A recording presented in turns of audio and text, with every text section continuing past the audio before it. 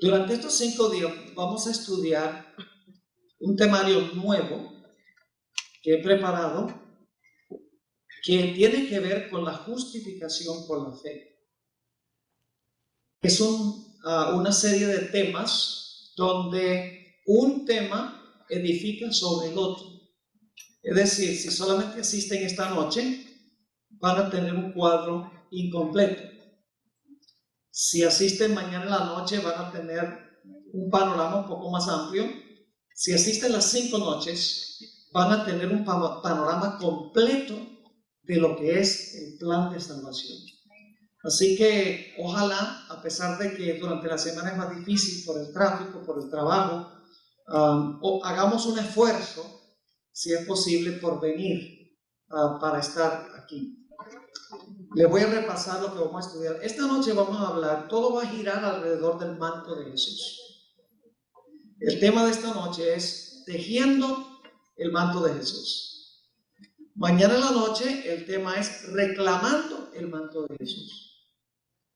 El martes en la noche el tema se titula examinando el manto de Jesús. El miércoles en la noche el tema se titula sin el manto de Jesús. Y finalmente el último tema, el fin del pecado. Así que vamos a disfrutar, yo creo, del estudio de la palabra del Señor en estos días que vamos a pasar juntos. Para comenzar, quisiera pedirles que inclinen sus rostros conmigo y vamos a elevar una oración al Señor. Padre Celestial, gracias por el privilegio de encontrarnos en este lugar para abrir tu palabra y escuchar tu voz hablándonos a través de ella. Pedimos, Padre, que bendigas nuestro estudio esta noche y las noches subsiguientes. Danos, Señor, claridad de pensamiento y danos corazones dispuestos para recibir la verdad. Particularmente te pido por aquellas visitas que se encuentran en nuestro medio. Háblale, Señor, por medio de tu Espíritu Santo. Si hay alguien aquí que no ha hecho una entrega de su vida a Jesús, te ruego, Señor, que durante esta semana esa decisión sea hecha. Te damos gracias por escuchar nuestra oración, porque te lo pedimos en el nombre de Jesús. Amén. A fin de entender el tema sobre el manto de Jesús, necesitamos en primer lugar entender qué es o cómo está vestido, según la Biblia, Dios. Y para esto queremos ir al Salmo 104 y vamos a leer cómo está vestido Dios, cómo está vestido Jesús, cuál es el manto de Jesús. Salmo 104 y los versículos 1 y 2. Dice allí: bendice alma mía a Jehová. Jehová, Dios mío, mucho te has engrandecido. Te has vestido de gloria y de magnificencia. Y ahora viene la parte clave. El que se cubre de luz como de vestidura, que extiende los cielos como una cortina. ¿De qué está vestido Dios? Dios está vestido de luz. Dice aquí, se cubre de luz como de vestidura. Es decir, el manto que cubre a Dios es un manto de luz. Por eso, por ejemplo, en Daniel 7, donde habla del juicio, describe a Dios y dice que tenía pelo blanco como la nieve, y dice que sus mantos le brillaban, eran blancos también. Y cuando Jesús fue transfigurado, según Mateo 17, dice que sus mantos le brillaban como la luz. Es decir, el manto que cubre a Dios es un manto glorioso de luz. Pero ahora quiero que escuchen cuidadosamente lo que voy a decir. Ese manto de luz es un manto real, es literal. Es decir, Dios está cubierto de luz. La Biblia dice que está en luz inaccesible al hombre. Si el hombre compareciera ante él, esa luz lo destruiría. Por eso es que Jesús, cuando vino, veló su gloria. Pero Dios está cubierto con este manto glorioso de luz. Pero ese manto glorioso de luz representa algo. Ese manto glorioso de luz representa la justicia perfecta de Dios. Amén. Su santidad, su perfección. Es decir, que Dios tiene el manto literal de luz, real de luz, pero eso simboliza o representa su justicia o su santidad. Ahora, la Biblia nos dice que llegó un momento en que ese Dios, Jesús, quien habitaba la eternidad, decidió crear a nuestros primeros padres, Adán y Eva. Y la Biblia dice que Dios los creó para reflejar la gloria de Dios.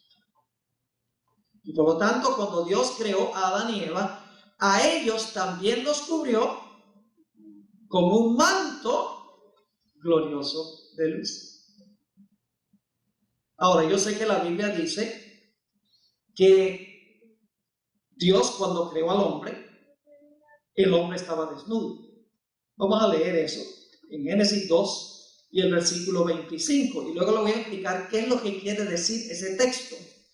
Génesis 2 y el versículo 25, hablando de la creación de nuestros primeros padres, Adán y Eva, declara esto.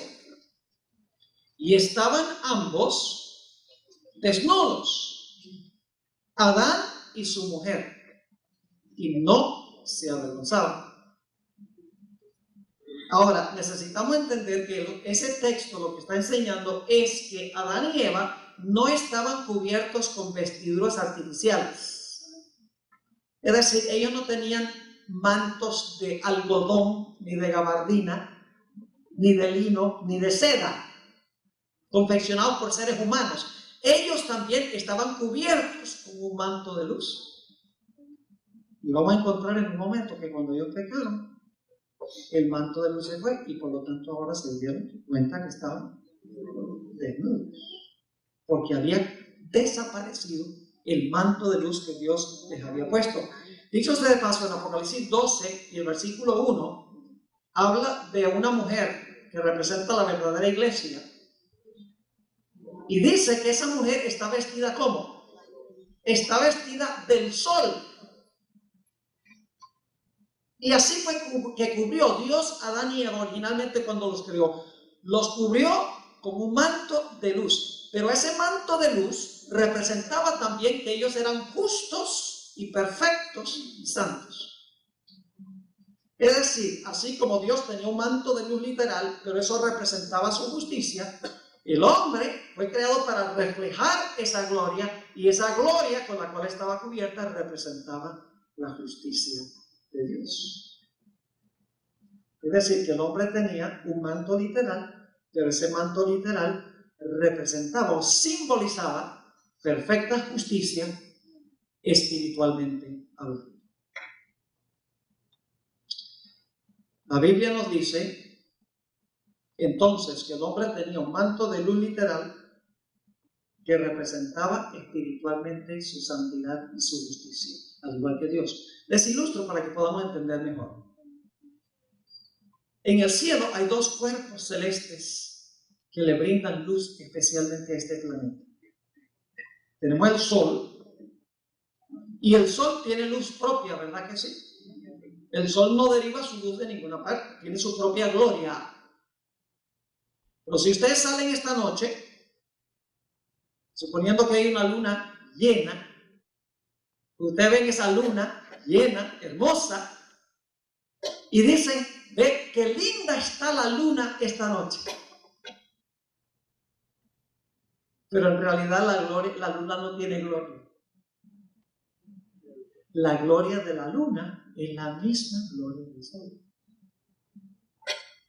Así es que Dios tenía su gloria propia, que lo cubre, no la deriva de nadie, representa su justicia. Pero cuando creó a Adán y Eva, ellos eran como la luna, que la gloria de Dios se reflejaba en ellos. La justicia de Dios se veía en ellos porque eran obedientes a Dios. Quiero leerles un par de citas de una autora que es mi favorita, Elena White. Su libro Patriarcas y Profetas, a donde ella comenta la creación de Adán y Eva, dice lo siguiente: la inmaculada pareja, dicho sea de paso, ella escribe en inglés, porque estoy leyendo una traducción. En realidad en el inglés no dice la inmaculada pareja. La palabra inmaculada es la palabra sinless. Así que una mejor traducción sería la pareja sin pecado. No estaba vestida con mantos artificiales. Estaban cubiertos de una envoltura de luz y gloria como la que viste a los ángeles. Y los ángeles también están cubiertos de un manto glorioso de luz. Se les llama ángeles de luz. Y ese manto glorioso blanco de luz representa que los ángeles son justos, no han pecado, son santos. Luego dice la autora, mientras vivieron obedeciendo a Dios, este atavío de luz continuó revistiéndoles. ¿Cuál era la condición para continuar teniendo ese manto de luz que los cubría? ¿Había una condición? Tenían que ¿qué? Tenían que obedecer a Dios. Y si obedecían a Dios, tendrían justicia, ¿verdad? Sería justicia. Si obedecían a Dios. En otra cita, en otro libro que escribió la misma autora, Palabras de vida del gran maestro, página 252, que es un libro sobre las parábolas de Jesús, dice la autora lo siguiente: nuestros primeros padres estaban vestidos con mantos blancos de inocencia cuando fueron colocados por Dios en el santo huerto de Edén. Ellos vivían en perfecta conformidad con la voluntad de Dios. ¿Qué representaban los mantos blancos de inocencia que tenían? El hecho de que ellos eran ¿qué? Obedientes a Dios. Sigue diciendo, toda la fuerza de sus afectos era dada a su Padre Celestial. Una hermosa y suave luz, la luz de Dios, ahora escuchen bien, no era de ellos, dice, una hermosa y suave luz, la luz de Dios, envolvía a la santa pareja. Pero ahora escuchen, ¿era luz real, sí o no? ¿Era luz literal? Claro que sí, era una luz de verdad. Pero esa luz representaba algo. Sigue diciendo, este manto era un símbolo de sus vestiduras espirituales de celestial inocencia. Es decir, los mantos blancos representaban su inocencia, porque eran justos y obedientes, porque guardaban la ley de Dios. Ahora escuchen bien, si hubieran permanecido fieles a Dios, habría continuado envolviéndolos la luz. Pero cuando entró el pecado, ahora quiero que escuchen con cuidado esto, cuando entró el pecado, rompieron su relación con Dios. Perdieron su ¿qué? Su inocencia y su justicia. Dice, pero cuando entró el pecado, rompieron su relación con Dios y la luz que los había circuido se apartó.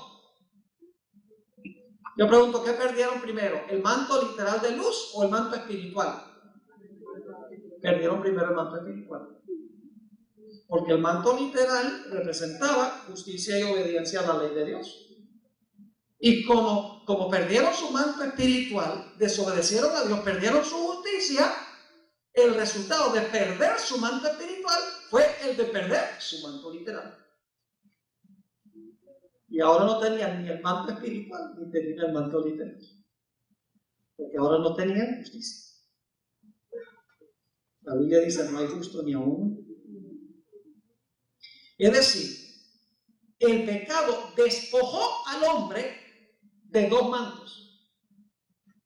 Lo despojó en primer lugar de su manto espiritual de justicia, porque ya no era justo, porque era desobediente, y como consecuencia de eso lo despojó de su manto de luz literal. Y el plan de salvación tiene el propósito de restaurar los dos mantos.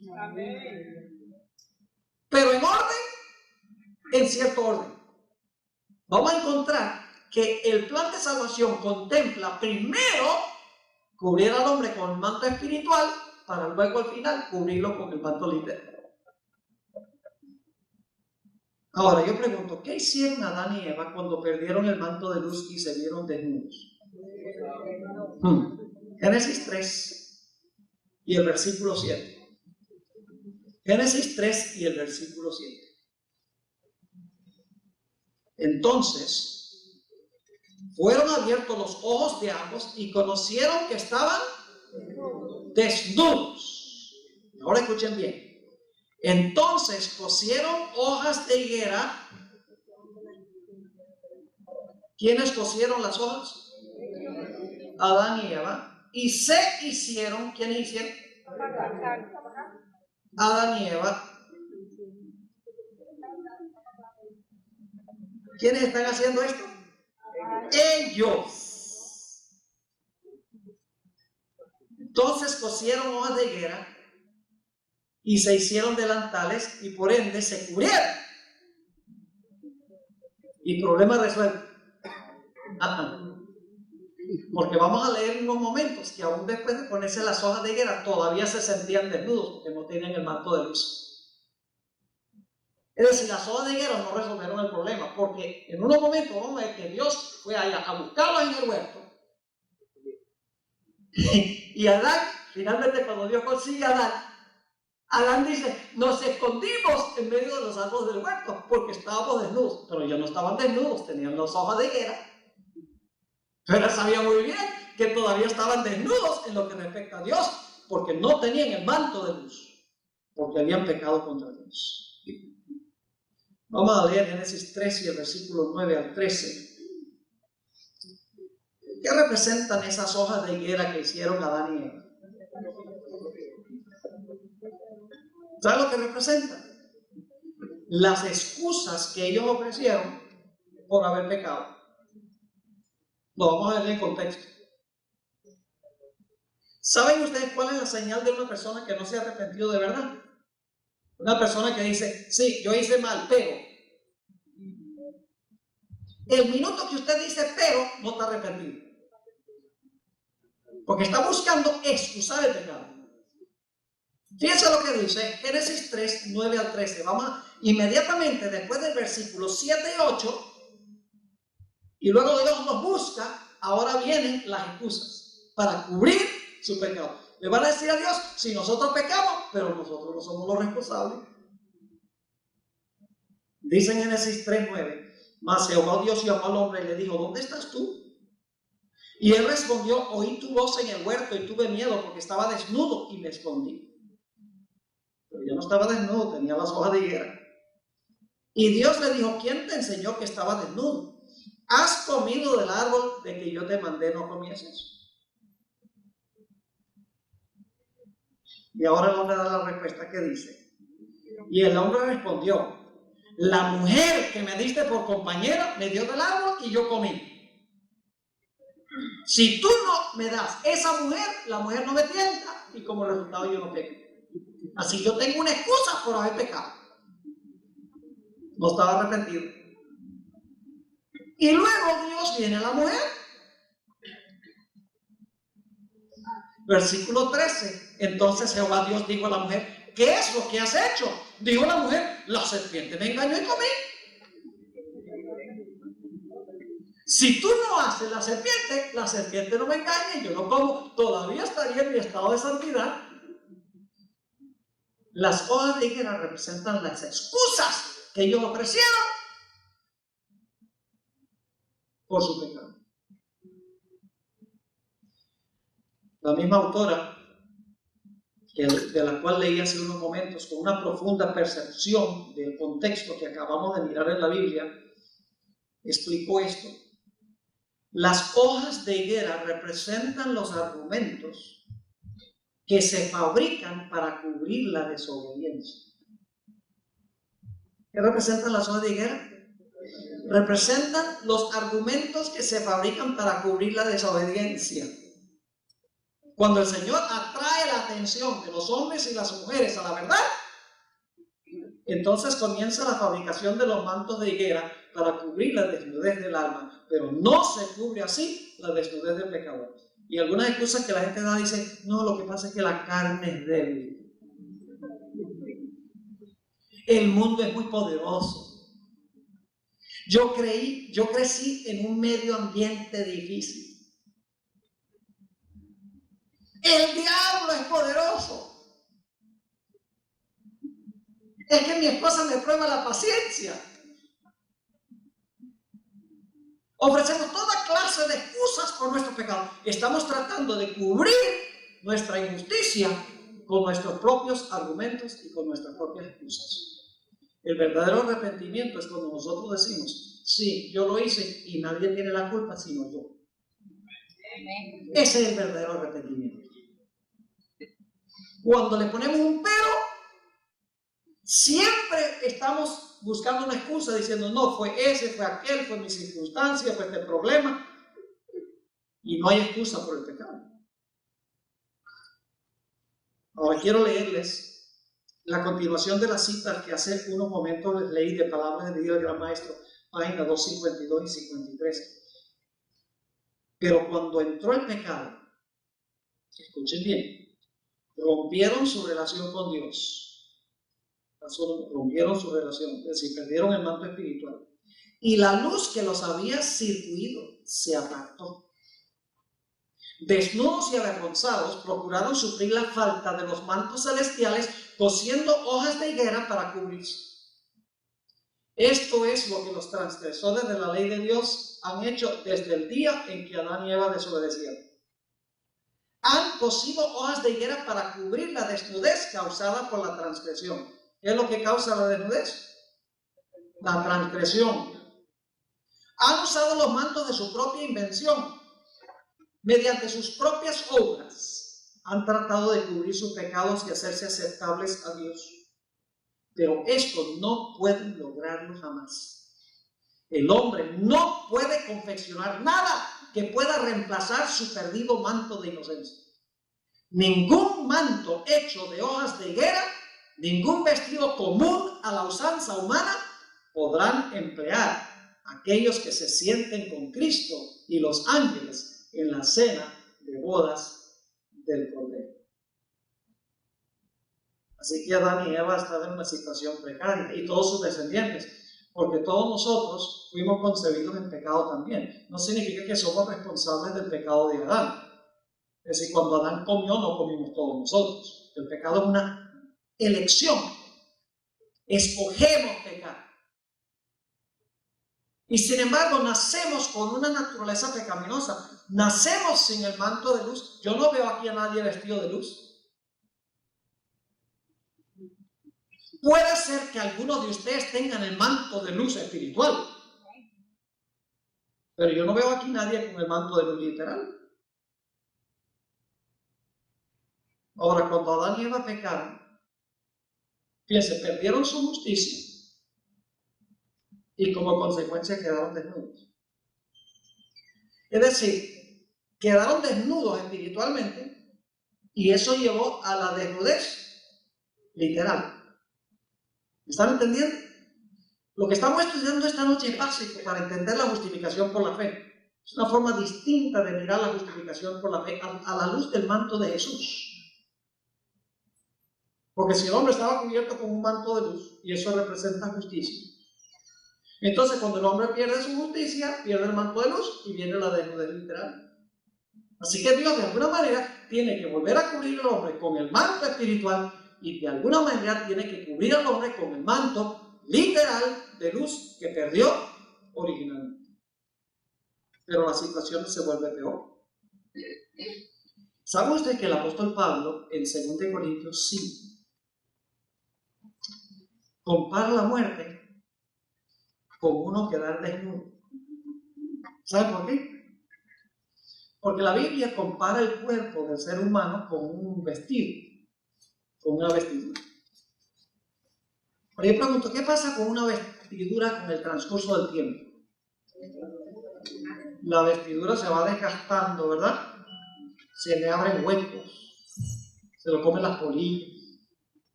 Y después de un tiempo se vuelve débil y se deshace. Así es el cuerpo humano. Dios le dijo al hombre, polvo eres y al polvo serás tornado. Es decir, la desnudez física que tenía, últimamente iba a llevar a la muerte, que es la desnudez final, donde finalmente queda sin cuerpo. Ahora escuchen bien. Según dice la Biblia, el pecado es transgresión de la ley. ¿Y cuál es la paga de transgredir la ley? La paga del pecado es, bueno, ¿y cuántos han pecado? La Biblia dice, todos han pecado y están ¿qué? Destituidos de la gloria de Dios. Dice, no hay justo ni aún uno. Todos estamos condenados a la desnudez final, la descomposición y la desintegración de nuestro ser, de nuestro cuerpo.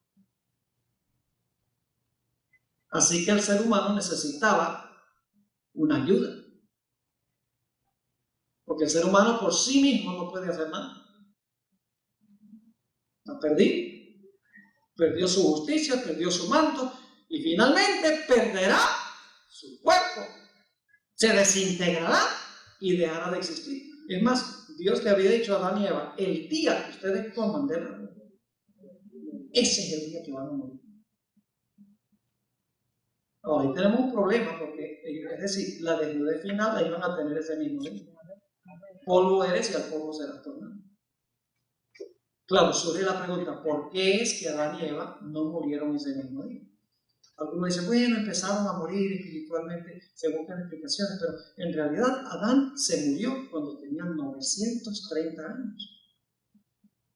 No murió ese mismo día.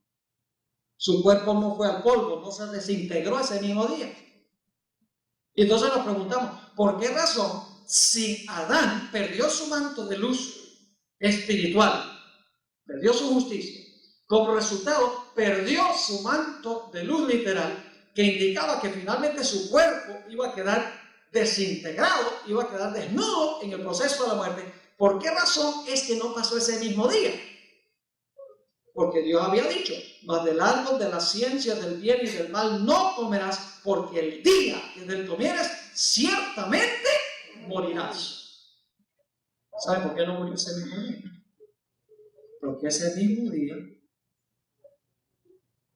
alguien se ofreció para tomar el lugar de Adán y Eva y de todos los seres humanos.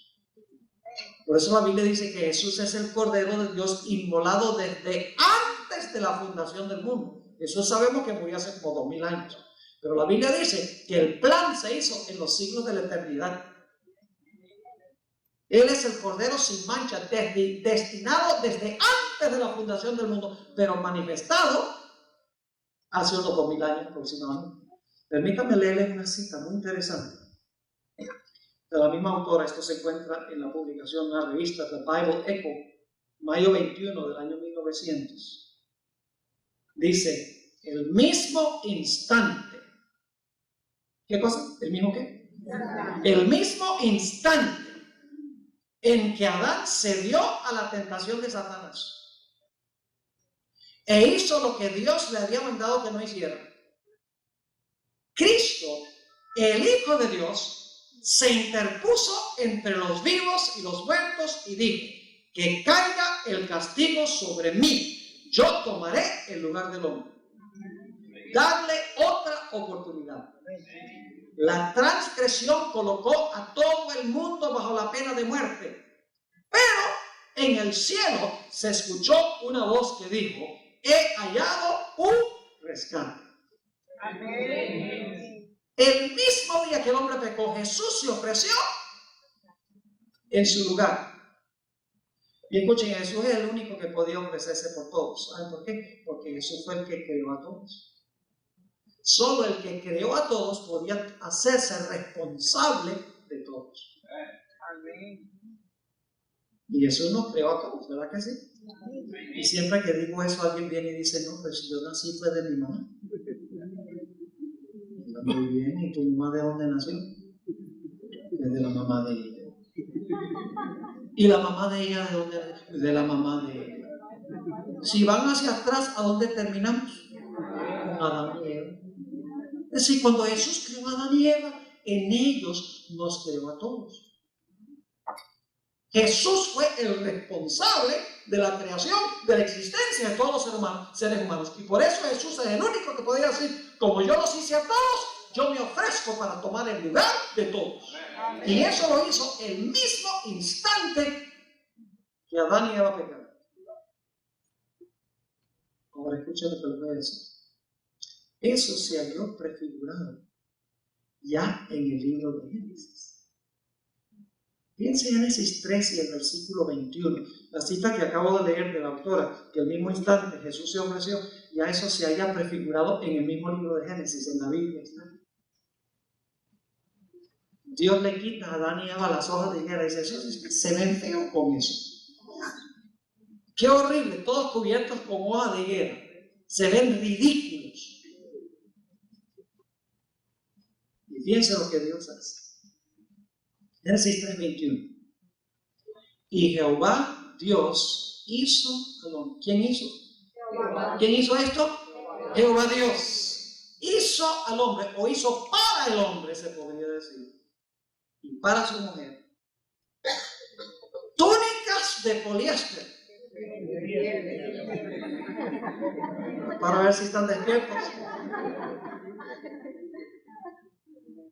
Y Jehová Dios hizo al hombre y a su mujer túnicas de pieles y los vistió. ¿Quién hizo las túnicas? Dios. ¿Quién los vistió? Dios. Estas vestiduras no fueron confeccionadas por el hombre, fueron confeccionadas por Dios para cubrir la vergüenza de su desnudez. Y dice que las vestiduras eran de pieles. ¿Qué tiene que hacer usted para conseguir la piel de un animal? Para usted tener la piel de un animal, usted tiene que matar al animal. Y si ustedes leen Génesis 3, eso pasó en el huerto del Edén. Porque en el versículo 22 Dios los echa. Ese día, lo más probable murieron dos animales, puede ser pieles en plural. Se sacrificaron dos animales. Dos corderos probablemente, porque el capítulo 4 dice que Abel cuidaba corderos, ovejas. Se sacrificaron dos corderos perfectos, sin mancha, que no tenían ninguna culpa. Los animales no merecían morir, los animales no habían hecho nada. Más adelante en el sistema de sacrificios de Israel, el pecador traía un animal, le ponía la mano encima, le confesaba el pecado y luego tomaba un cuchillo y mataba al animal. Aquí tenemos la primera ilustración de eso. Y Dios estaba diciendo aquí que Él iba a enviar a Jesús a este mundo, inocente, santo y perfecto, para ser sacrificado en lugar del pecado del hombre. Es más, note lo que dice 1 de Pedro 1, 18 al 20. Escuchen bien. Muchos cristianos enfatizan la muerte de Jesús, pero se les olvida un detalle muy importante, y es que la muerte de Jesús sin la vida de Jesús no valía nada. ¿Ustedes escucharon lo que dije? La muerte de Jesús sin la vida de Jesús no valía nada. ¿Cuál era la única clase de cordero que Dios aceptaba en el sistema de sacrificios?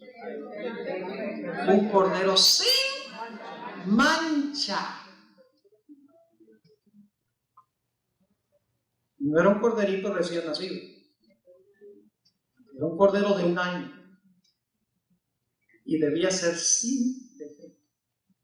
Y después de cerciorarse de que el cordero no tenía defecto, entonces se sacrificaba el animal y el sacrificio era válido. Ahora escuchen lo que les voy a decir.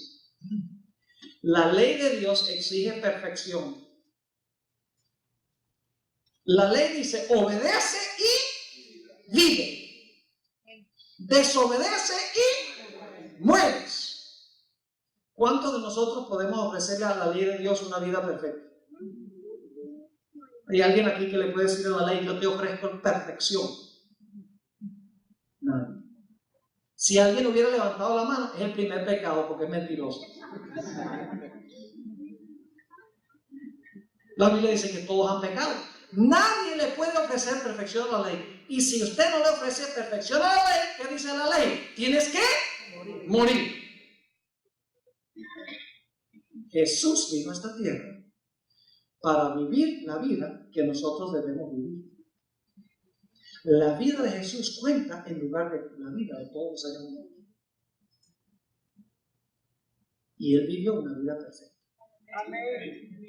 Y vamos a encontrar en nuestro estudio mañana que si yo recibo a Jesús, Dios cuenta la vida de Él como si fuera mío.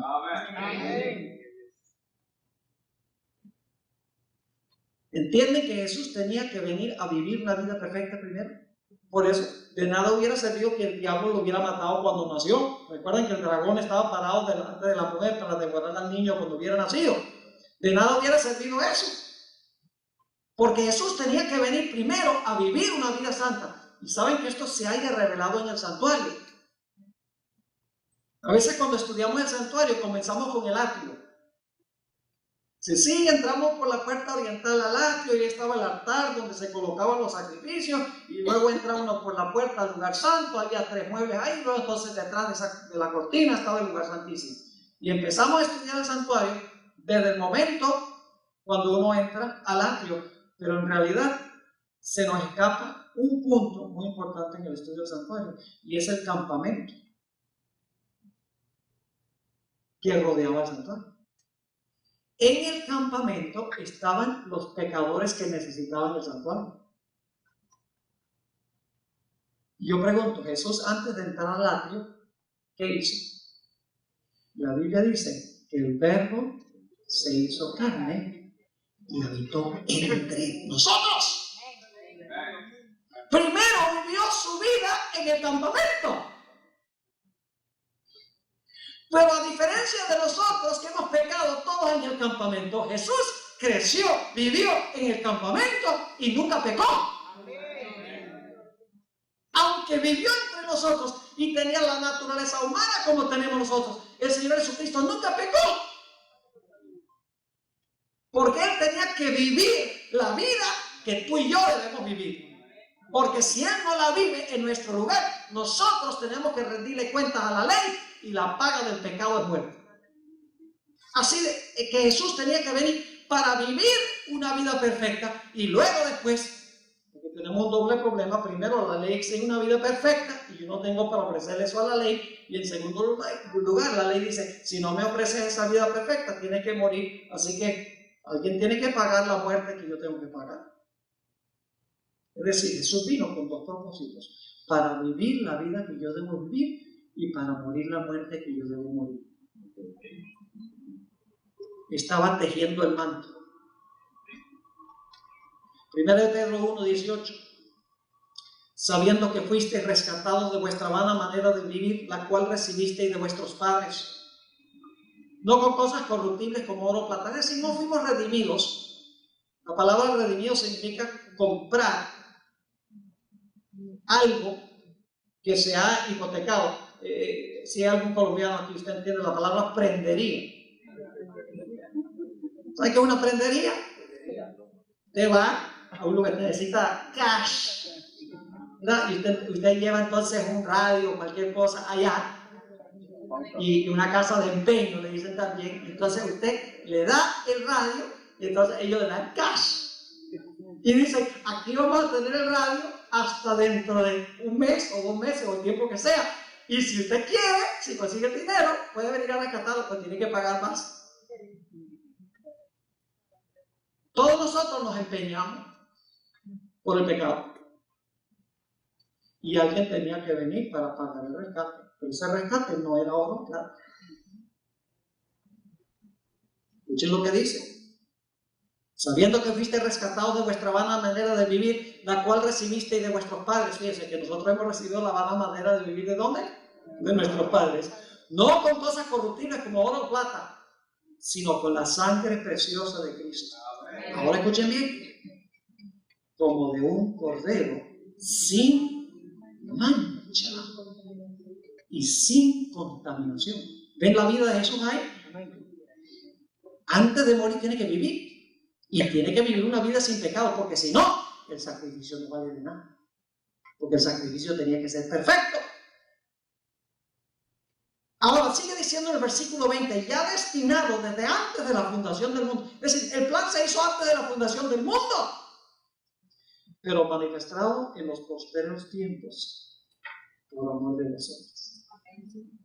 Planeado allá, implementado en la historia. Y Elena White, a quien me he referido varias veces, describió lo que pasó en el cielo cuando el hombre pecó. Dice ella que el instante que el hombre pecó, el Señor Jesucristo entró ante la presencia de su Padre. Y le dijo, Padre, hemos hecho el plan de que yo voy a ir a la tierra y voy a tomar el lugar del hombre, voy a vivir la vida que él debe vivir y morir la muerte que él debe morir. De esa manera puedo yo tejer un manto que le puedo regalar a él. Amén. Padre, implementemos el plan. Y dice la autora que el padre dijo, hijo, yo no sé si yo puedo hacer eso. Sacrificio muy grande. Y dice ella que entró una segunda vez.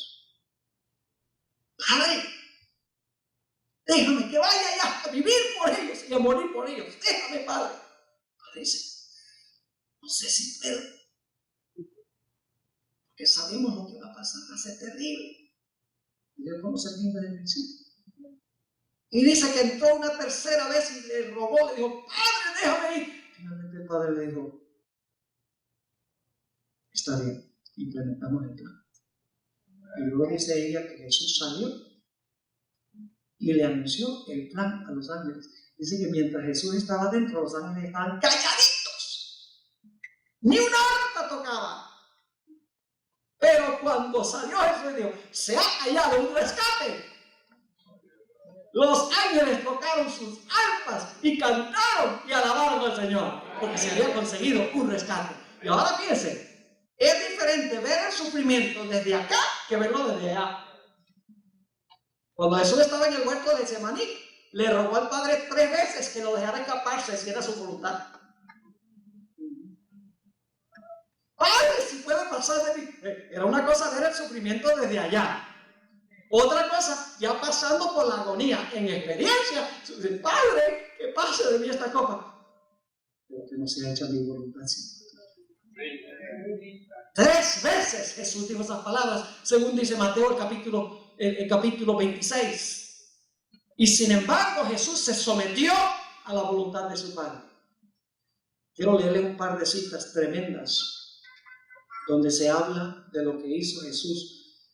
Mensajes Selectos, tomo 1, página 295 y 96, dice, al asumir la naturaleza humana, Cristo tomó el lugar de cada ser humano. En otra cita dice, Él era la garantía para el hombre, el embajador de Dios. La garantía para el hombre al satisfacer mediante su justicia las exigencias de la ley de Dios en lugar del hombre. ¿Qué hizo Jesús? Dice que ¿qué? Satisfizo con su justicia las exigencias de la ley de Dios en lugar del hombre. Y el representante de Dios al hacer manifiesto su carácter ante la raza caída. Por eso es que en el sistema de sacrificios del Antiguo Testamento se exigía una víctima perfecta y un sacerdote sin defecto. Vamos a leerlo, Levítico 22, 20 al 22. Levítico 22 y el versículo 20 al 22 está hablando de la víctima que se escogía para sacrificarlo. Dice allí, Levítico 22:20, ninguna cosa en que haya defecto ofreceréis, porque no será acepto por vosotros. Asimismo, cuando alguno ofreciere sacrificio en ofrenda de paz a Jehová para cumplir un voto, o como ofrenda voluntaria, sea de vacas o de ovejas, para que sea aceptado, será sin defecto. Ciego, perniquebrado, mutilado, verrugoso, sarnoso o roñoso. No ofreceréis estos a Jehová, ni de ellos pondréis ofrenda encendida sobre el altar de Jehová. La víctima tenía que ser, ¿qué? Sin defecto. ¿Qué representaba la víctima? A Cristo. Pero el sacerdote que ofrecía a la víctima también tenía que ser sin defecto. Noten Levítico 21, el capítulo anterior, Levítico 21 y el versículo 17 al 21. Habla a Aarón y dile: ninguno de tus descendientes por sus generaciones que tenga algún defecto se acercará para ofrecer el pan de su Dios. Porque ningún varón en el cual haya defecto se acercará. Varón ciego o cojo o mutilado o sobrado, o varón que tenga quebradura de piel o rotura de mano, o jorobado o enano, o que tenga nube en el ojo, o que tenga sarna o empeine o testículo maloliado. Da una lista. Ningún varón de la descendencia del sacerdote Aarón en el cual haya defecto se acercará para ofrecer las ofrendas encendidas para Jehová. Hay defecto en él, no se acercará a ofrecer el pan de su Dios. El sacerdote tenía que ser perfecto y la víctima tenía que ser sin defecto. ¿Saben por qué? Porque Jesús fue el sacerdote que se ofreció a sí mismo. Jesús es el sacerdote y la víctima también. Porque en el libro de Hebreos dice que el Señor Jesucristo se ofreció a sí mismo. Es decir, como sacerdote, Él se ofrece como víctima. Y el sacerdote tenía que ser sin defecto. Y la víctima tenía que ser también sin defecto, para simbolizar el hecho de que Jesús, el sacerdote, iba a ofrecer su vida sin defecto para tomar el lugar del hombre. Yo pregunto, ¿cuántas veces pecó Jesús? ¿Tejó Jesús un manto espiritual perfecto? ¿Sí lo tejó perfecto? ¿O había un hilo de pecado?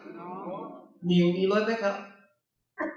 Cada obediencia de Jesús a la ley de Dios fue un hilo en el manto. Pero el manto lo tejió Él, porque el obediente fue Él. Y cuando finalmente el Señor Jesucristo dijo en la cruz, consumado es, ya el último hilo se había agregado al manto.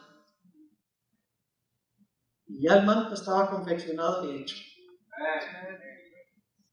Y lo confeccionó para todo ser humano que jamás haya vivido sobre este planeta. Y algunos dicen, entonces todos se van a salvar. El manto está disponible, pero usted tiene que reclamarlo.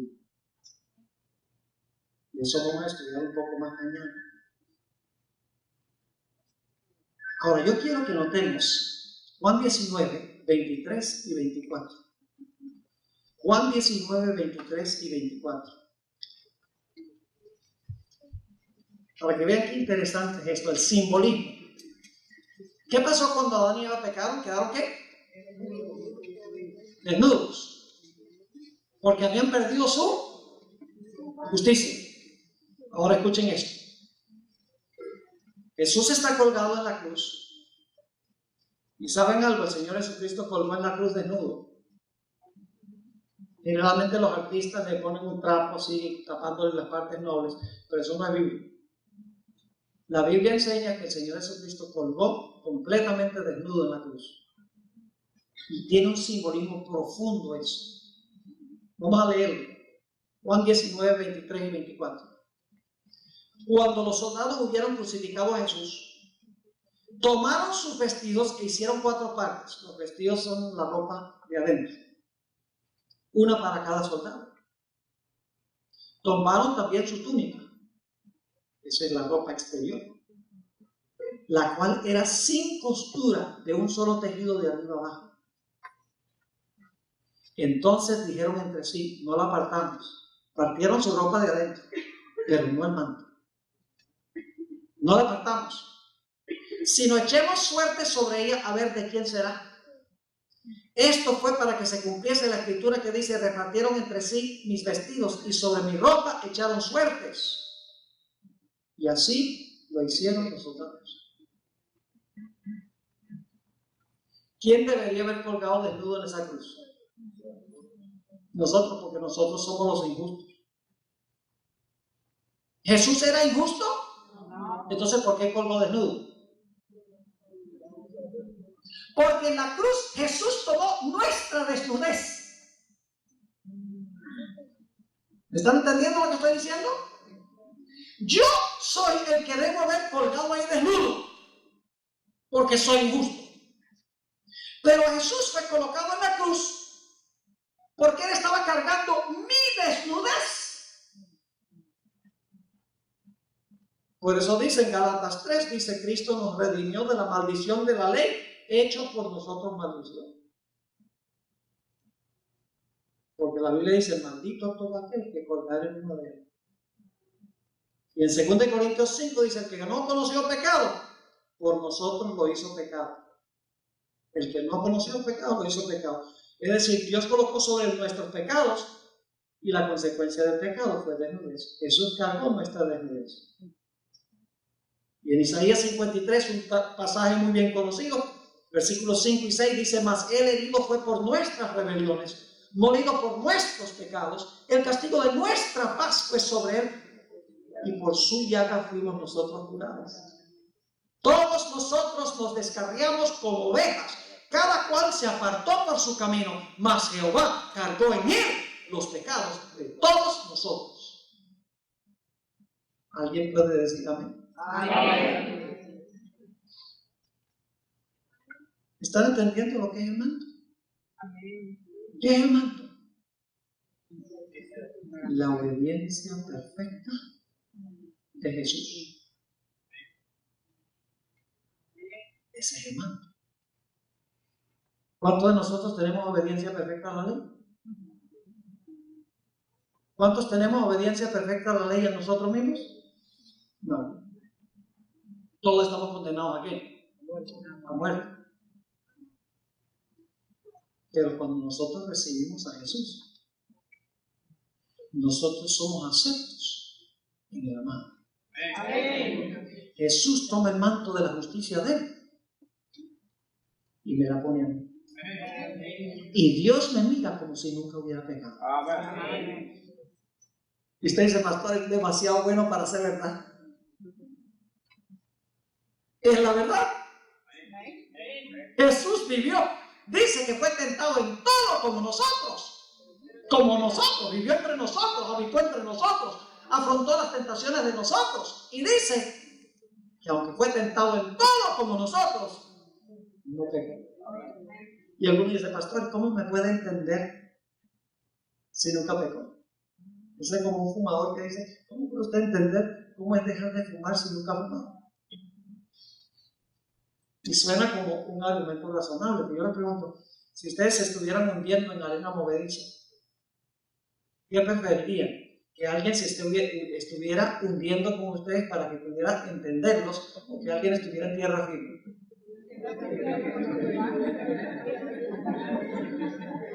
Si Jesús hubiera pecado, estaría en la arena movediza con nosotros. Claro, simpatizaría. Esto es terrible, no, nos estamos hundiendo, nos vamos a morir.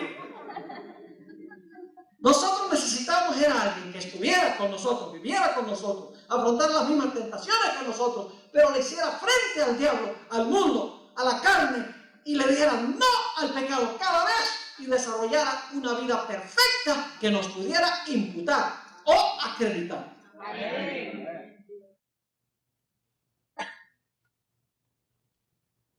Mensajes Selectos, tomo 1, página 364. Dice Elena White, en la cruz del Calvario, Él pagó el precio de la redención de la raza humana. En una cita que se encuentra en el mismo libro, páginas 378 y 79, aún va más lejos, dice: el peso de la culpabilidad de todo pecado cayó sobre el alma divina del Redentor del mundo. Hermanos y hermanas, la gente se suicida por un sentido de culpabilidad por los pecados de ellos. Ahora imagínense ustedes cómo habrá sido el sentido de culpa de Jesús cargando sobre sí los pecados de toda la raza humana. Todos los adulterios, todos los asesinatos, todas las mentiras, todas las deshonras del padre y la madre, toda la idolatría, todo pecado que jamás se haya cometido en la historia del mundo. Imagínense qué culpabilidad habrá sentido Jesús. No eran de él, pero los cargó. Terrible. Y cuando usted mira la cruz, ¿sabe por qué no vencemos el pecado? Porque estamos mirando demasiada televisión. La televisión lo que hace es confirmar nuestra pecaminosidad. Pero cuando miramos la cruz denuncia nuestra pecaminosidad. El pecado es terrible porque colocó en la cruz a mi querido Jesús. Y cuando pasamos tiempo al pie de la cruz y vemos lo que el pecado le hizo a nuestro querido Señor, no vamos a querer más nada que ver con el pecado, porque el pecado es un monstruo que lo puso ahí. Pero dedicamos nuestra mente a ver tantas cosas que lo que hacen es arruinar nuestra vida espiritual. Dice: el peso de la culpabilidad de todo pecado recayó sobre el alma divina del Redentor del mundo. Escuchen esto: los malos pensamientos. ¿Alguien aquí ha tenido alguna vez uno de esos? Las malas palabras, por las transgresiones de los hombres. Y aquel que no conoció pecado llegó a ser pecado por nosotros, para que pudiéramos ser justicia de Dios en él. Qué linda cita. Nosotros, él fue tratado como nosotros merecemos ser tratados, para que nosotros podamos ser tratados como él merece ser tratado. Tejió el manto,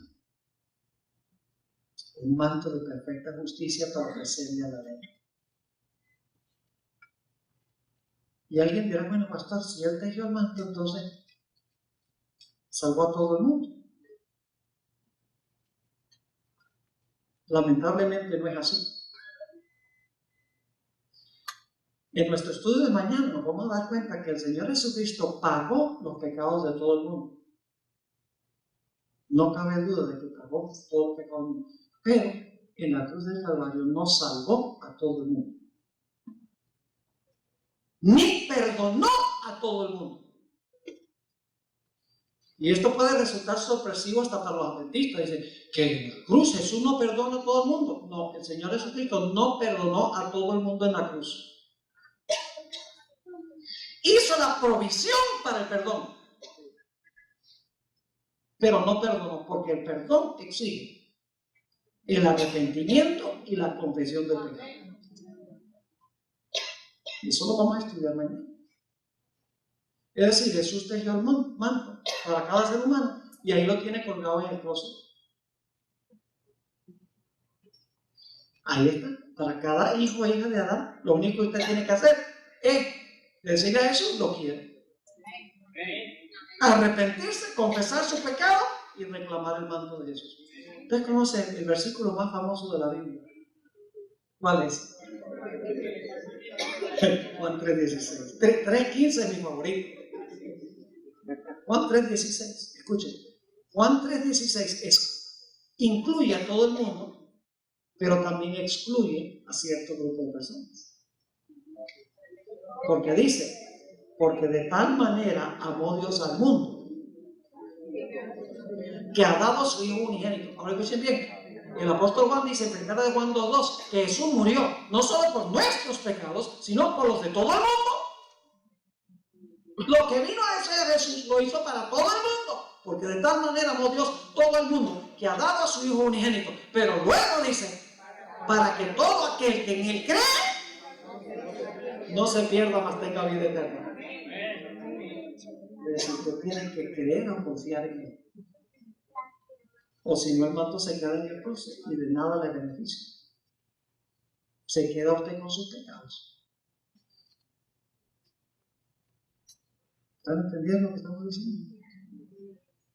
Es decir, es menester recibir, aceptar a Jesús, aceptar el manto que el Señor Jesucristo te dio. Termino con esta ilustración.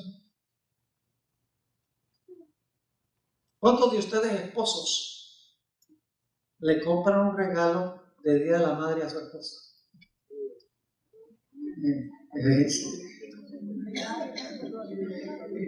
Es mejor admitir las cosas, ¿verdad? Supongamos que un esposo le compra a su esposa un perfume bien costoso. $100 costó el perfume. Lo envuelve o lo manda a envolver. Los hombres no son buenos para envolver las cosas. Lo manda a envolver, le pone su cintita. Llega el día de cumpleaños o aniversario y le lleva el regalito. Me pregunto, ¿cuánto le costó el regalo? ¿A él? $100. ¿Y a él? Nada. El que lo pagó fue él. Pero yo pregunto, ¿ella tiene la opción de recibirlo o de rechazarlo? ¿Qué tal si la esposa abre el paquete? Y dice, ese no era el perfume que yo quería. Ese perfume huele a feo. ¡Sí! Yo esperaba algo mejor. Toma tu perfume. Yo no lo quiero. Pagó por el perfume en vano. Jesús pagó para comprar el perfume de la salvación. Él pagó. Pero nosotros tenemos que recibirlo. Y si no lo recibimos, de nada nos vale lo que Él pagó. Porque el Señor Jesucristo pagó la deuda, depositó el dinero en el banco, pero nosotros tenemos que ir a sacar la plata para que Él la acredite, la salve a nuestra cuenta para pagar nuestra deuda. Ahora, esta noche solamente hemos hablado del acto de tejer el manto. ¿Les quedó claro? ¿Qué es tejer el manto de Jesús? Mañana noche vamos a hablar de lo que significa reclamar el manto. Recibir el regalo. Porque de nada vale que Jesús no haya tejido, lo haya pagado, haya depositado el dinero, está ahí, y que yo escoja quedarme endeudado. Digo, no, yo pago mi propia deuda. El problema es que la deuda, ¿qué cosa es? La muerte. Yo no sé ustedes, pero yo no quiero morir. Yo quiero vivir, pero solo hay una forma en que eso sea posible, y es recibiendo el regalo que Jesús compró, con su vida perfecta y con su muerte en la cruz. ¿Quieres tú esta noche tomar tu decisión de recibir a Jesús? ¿Quieres recibir el regalo que Jesús te compró? Ponte de pie si ese es el deseo de tu corazón, porque yo quiero tener una oración esta noche. Esta noche vamos a hacer un llamado un poco más general. En noches subsiguientes vamos a hacer un llamado más específico. ¿Quién no va a querer el regalo? ¿Quién va a querer quedarse endeudado? Y si alguien se quedara sentado, yo diría, bueno, debe ser que estaba durmiendo durante esa noche. Todos queremos la salvación, ¿verdad? Y se halla solamente en Jesús. Oremos. Padre Celestial, te damos gracias porque tuviste la disposición de mandar a tu Hijo a este mundo para que fuera ultrajado, maltratado, magullado, para que nosotros pudiéramos tener la seguridad de salvación. Padre, ayúdanos a meditar sobre lo que hizo Jesús. Ayúdanos, Señor, a colocar a un lado aquello que alimenta nuestra naturaleza carnal y ayúdanos a meditar cada día más y más sobre el misterio de la cruz. Ayúdanos a meditar más y más en la vida perfecta de Jesús, para que nosotros podamos ser transformados de gloria en gloria a su misma semejanza.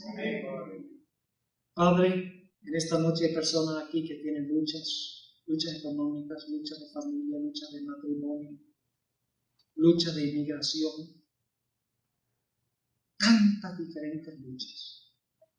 Te ruego, Señor, que tú te acerques al corazón de cada una de estas personas, les dé la seguridad de tu presencia. Ayúdale a entender de que tú comprendes y que va a haber una salida, que siempre hay una forma de resolver estos problemas, entregando la vida a Jesús. Pedimos, Señor, que continúes bendiciendo estas reuniones, que podamos tener este local completamente lleno en las noches subsiguientes. Te pido, Señor, que nos acompañes a regresar a nuestros hogares. Manda tus ángeles que nos cuiden de todo peligro. Te pedimos esto en el precioso nombre